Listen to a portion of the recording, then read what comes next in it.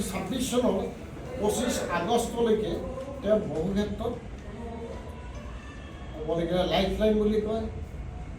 এইটো life line মই তেওঁৰ পাৰ্চনেলিটিৰ কথা কোৱা নাই। তেওঁ অসমৰ প্ৰাকৃতিক পৰিৱেশ বা অসমৰ অৰ্থনৈতিক পৰিৱেশ সেইবিলাকত কিছুমান ভাল ফল আমি লাভ দেখা পাওঁ। কিন্তু কথা হ'ল যে তেওঁৰ পাৰ্চনেলিটি বুলি মই আগতে ক'লোঁ যে গীতাং দিবাই আমি হিন্দু যিহেতু অসমৰ পৰা অলপ বেছি হৈছে আৰু নেক্সট জেনেৰেশ্যনৰ কাৰণে সেইটো এটা অশুভ প্ৰভাৱ দেখা যায়। গতিকে সেইটো যদি কণ্ট্ৰল হয় তেতিয়াহ'লে হিমন্ত বিশ্ব কম।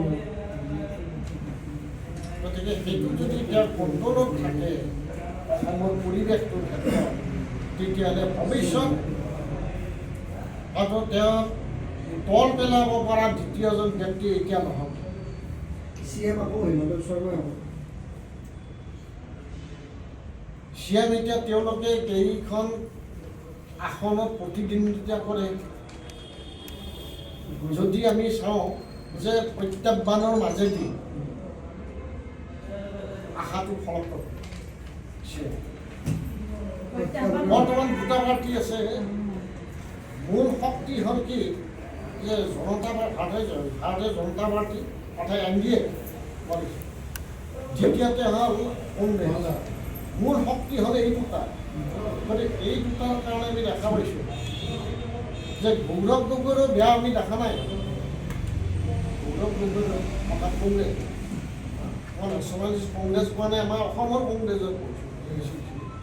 গতিকে তেওঁৰো আমি চলাৰ ছিষ্টেমটো হিচাপে বেয়া দেখা নাই। সেই হিচাপে তেওঁ কিছু এডভান্স হৈছে আৰু বিশেষভাৱে যে হিমন্ত বিশ্ব প্ৰত্যাহ্বানৰ মাজেদিহে যাতে আগবাঢ়ি যাব পাৰে তেওঁ সেইধৰণে লিড এটাত আছে। গতিকে আমি হিমন্ত বিশ্বক যি ফেইলাৰ কৰিব সেইটো অকণমান সন্দেহ আছে। গতিকে হিমন্ত বিশ্ব শৰ্মাকে আমাৰ CMৰ কাৰণে